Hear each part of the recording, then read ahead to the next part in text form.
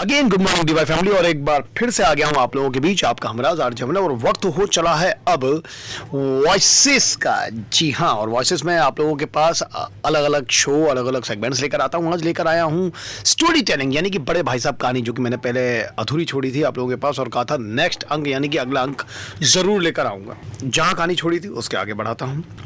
Time table में खेल कूद की मत बिल्कुल उड़ जाती। प्रातःकाल उठना, 6 बजे मुंह हाथ धो नाश्ता करके पढ़ने बैठ जाना, 6 से 8 तक अंग्रेजी, 8 से 9 तक हिसाब, 9 से 9:30 तक इतिहास, फिर भोजन और स्कूल, 3:30 बजे स्कूल से वापस होकर आधा घंटा आराम, 4 से 5 तक भूगोल, 5 से 6 तक ग्रामर, आधा घंटा हॉस्टल के सामने टहलना, 6:30 से 7 तक अंग्रेजी कंपोजिशन, फिर भोजन करके 8 से 9 तक अनुवाद, 9 से 10 तक हिंदी, 10 से 11 तक विविध विषय, फिर विश्राम। मगर टाइम टेबल बना लेना एक बात है और उस पर अमल करना एक दूसरी ही बात। पहले ही दिन से उसकी अवहेलना शुरू हो जाती। मैदान की वो सुखद हरियाली, हवा के वो हल्के हल्के झोंके, फुटबॉल की उछल कूद, कबड्डी के वो दांव घात, वॉलीबॉल की वो तेजी और फुर्ती मुझे अज्ञात और अनिवार्य रूप से खींच ले जाती। और आ जाते ही मैं सब कुछ भूल जाता। वो जानलेवा टाइम टेबल, वो आंख फोड़ पुस्तकें किसी को याद ना रहती। और फिर भाई साहब को नसीहत और फजीयत का अवसर मिल जाता। मैं उनके साय से भागता, उनकी आंखों से दूर रहने की चेष्टा करता, कमरे में इस तरह दबे पांव आता कि उन्हें खबर ना हो। हालांकि उनकी नजर मेरी ओर उठी और मेरे प्राण निकले। हमेशा सिर पर नंगी तलवार सी लटकती मालूम होती। फिर भी जैसे मौत और विपत्ति के बीच में भी आदमी मोह और माया के बंधन में जकड़ा रहता है, मैं फटकार और घुड़कियां खाकर भी खेल कूद का तिरस्कार ना करता। सालाना इम्तिहान हुआ, भाई साहब फेल हो गए और मैं पास हो गया और दर्जे में प्रथम आया। मेरे और उनके बीच केवल 2 साल का अंतर रह गया। जी में आया कि भाई साहब को आड़े हाथों लूं। आप क्यों घोर तपस्या कहाँ गई भाई साहब? मुझे देखिए, मजे से खेलता भी रहा और दर्जे में अव्वल भी हूँ। लेकिन वो इतने दुखी और उदास थे कि मुझे उनसे दिली हमदर्दी हुई और उनके घाव पर नमक छिड़कने का विचार ही लज्जास्पद जान पड़ा। हाँ, अब मुझे अपने ऊपर कुछ अभिमान हुआ और आत्माभिमान भी बढ़ गया। भाई साहब का वो रूप अब मुझ पर ना रहा। आजादी से खेलकूद में शरीक होने लगा। दिल मजबूत था। अगर उन्होंने मेरी फिर फजीयत की तो साफ कह दूंगा कि आपने अपना खून जलाकर कौन सा 3 मार लिया। मैं तो खेलते कूदते दर्जे में अव्वल आ गया। जवाब से ये हेकड़ी जिताने का साहस ना होने पर भी मेरे रंग ढंग से साफ जाहिर होता था कि भाई साहब का वो आतंक अब मुझ पर नहीं है। भाई साहब ने ऐसे भांप लिया। उनकी ससहज बुद्धि बड़ी तीव्र थी। और एक दिन जब मैं भोर का सारा समय गुल्ली डंडे की भेंट करके ठीक भोजन के समय लौटा तो भाई साहब ने मानो तलवार खींच ली और मुझ पर टूट पड़े। देखता हूँ इस साल पास हो गए और दर्जे में अव्वल आ गए हो तो तुम्हें दिमाग हो गया है। मगर भाईजान, घमंड तो बड़े बड़े का नहीं रहा। तुम्हारी क्या हस्ती है? इतिहास में रावण का हाल तो तुमने पढ़ा ही होगा। उसके चरित्र से तुमने कौन सा उपदेश लिया? या यूं ही पढ़ गए? महज इम्तिहान पास कर लेना कोई चीज नहीं। असल चीज है बुद्धि का विकास। जो कुछ पढ़ो उसका अभिप्राय समझो। रावण भूमंडल का स्वामी था। ऐसे राजा को चक्रवर्ती कहते हैं। आजकल अंग्रेजों के राज्य का विस्तार बहुत बड़ा हुआ है, पर इन्हें चक्रवर्ती नहीं कह सकते। संसार में अभी भी अनेक राष्ट्र अंग्रेजों का आधिपत्य स्वीकार नहीं करते, बिल्कुल स्वाधीन है। रावण चक्रवर्ती राजा था। संसार के सभी महीप उसे कर देते थे। आग और पानी के देवता भी उसके दास थे। मगर उसका अंत क्या हुआ? घमंड ने उसका नामो निशान तक मिटा दिया।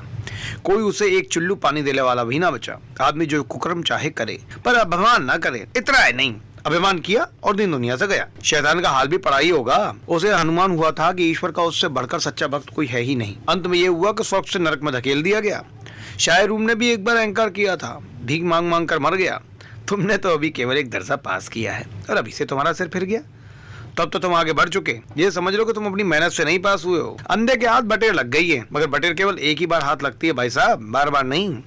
कभी कभी गुल्ली डंडे में भी अंधा चोट निशाना पड़ जाता है। इससे कोई सफल खिलाड़ी नहीं हो जाता। सफल खिलाड़ी वो है जिसका कोई निशाना कभी खाली ना जाए। मेरे फेल होने पर ना जाओ। मेरे दर्जे में आओगे तो दांतों पसीना आ जाएगा। जब अलजेब्रा और ज्योमेट्री के लोहे के चने चबाने पड़ेंगे और इंग्लिस्तान का इतिहास याद करना पड़ेगा। बादशाहों के नाम याद रखना आसान नहीं। 8 हेनरी को गुजरे हैं। कौन सा कांड किस हेनरी के समय हुआ, क्या ये याद कर लेना आसान समझते हो? हेनरी 7वें की जगह हेनरी 8वां लिखा और सब नंबर गायब। सफा चट, सिफर भी ना मिलेगा भाई साहब, सिफर भी। हो किस ख्याल में? दर्जनों तो जेम्स हुए हैं, दर्जनों विलियम और कौड़ियों चार्ल्स। दिमाग चक्कर खाने लगता है, आंधी रोग हो जाता है। इन अभागों को नाम भी न जुड़ते थे। एक ही नाम के पीछे 2 एम, 3 एम, 4 एम, पंचम लगाते चले गए। अरे मुझसे पूछते 10 लाख नाम बता देता। और ज्योमेट्री तो बस खुदा की पना। एक्स वाई जेड की जगह अगर जेड वाई एक्स लिख दिया और सारे नंबर कट गए।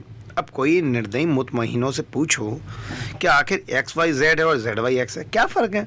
बेकार की बात के लिए क्यों तुम छात्रों का खून करते हो? दाल भात रोटी खाई या भात दाल रोटी खाई, इसमें क्या रखा है?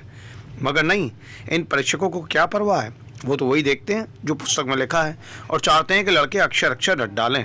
और इसी रटंत का नाम शिक्षा रख छोड़ा है। और आखिर इन बेसिर पैर की बातों को पढ़ने से क्या फायदा? इस रेखा पर वो लंब गिरा दो तो आधार लंब से दुगना होगा। पूछिए पूछिए इससे प्रयोजन? अरे दुगना नहीं चौगना हो जाए, ये आधा ही रहे मेरी बला से। लेकिन परीक्षा में पास होना है तो ये सब खुराफात याद करनी पड़ेगी। कह दिया समय की पाबंदी पर एक निबंध लिखो जो 4 पन्नों से कम का ना हो। अब आप कॉपी सामने खोले, कलम हाथ में लिए, उसके नाम को रोइए। अरे भाई कौन नहीं जानता कि समय की पाबंदी बहुत अच्छी बात है। इससे आदमी के जीवन में संयम आ जाता है, दूसरों का उस पर स्नेह होने लगता है और उसके कारोबार में उन्नति होती है। अब जरा सी बात पर 4 पन्ने कैसे लिखें? जो बात एक वाक्य में कही जा सके उसे 4 पन्ने में लिखने की जरूरत? मैं तो ऐसे हिमाकत समझता हूँ भाई साहब, हिमाकत। ये तो वक्त की किफायत नहीं बल्कि उसका दुरुपयोग है। व्यर्थ में किसी बात को ठूस दिया। हम चाहते हैं कि आदमी को जो कुछ कहना हो कहे और अपनी राह ले, मगर नहीं, आपको 4 पन्ने रखने पड़ेंगे, चाहे जैसे लिखिए, और पन्ने भी पूरे फुल स्केप के आकार के। ये छात्रों पर अत्याचार नहीं तो फिर और क्या है? और अनर्थ तो ये कहा जाता है कि संक्षेप में लिखो। समय की पाबंदी पर संक्षेप में एक निबंध लिखो जो 4 पन्नों से कम का ना हो। ठीक, संक्षेप में 4 पन्ने हुए, नहीं तो शायद 100-200 पन्ने लिखवाते। तेज भी थोड़ी और धीरे धीरे भी है, उल्टी बात के नहीं। अरे बालक भी इतनी सी बात समझ सकता है, लेकिन इन अध्यापकों को इतनी तमीज भी नहीं। उस पर दावा है कि हम अध्यापक हैं। मेरे दर्जे में आओगे ना लाला तो ये सारे पापड़ बेलने पड़ेंगे और तब आटे दाल का भाव मालूम होगा। फिर दर्जे में अव्वल आ गए हो तो वो जमीन पर पाँव नहीं रखते हो। इसलिए मेरा कहना मानिए, लाख फेल हो गया हूँ लेकिन तुमसे बड़ा हूँ। संसार का मुझे तुमसे ज्यादा अनुभव है। जो कुछ कहता हूँ उसे गिरे बांधिए, नहीं तो पछताइएगा।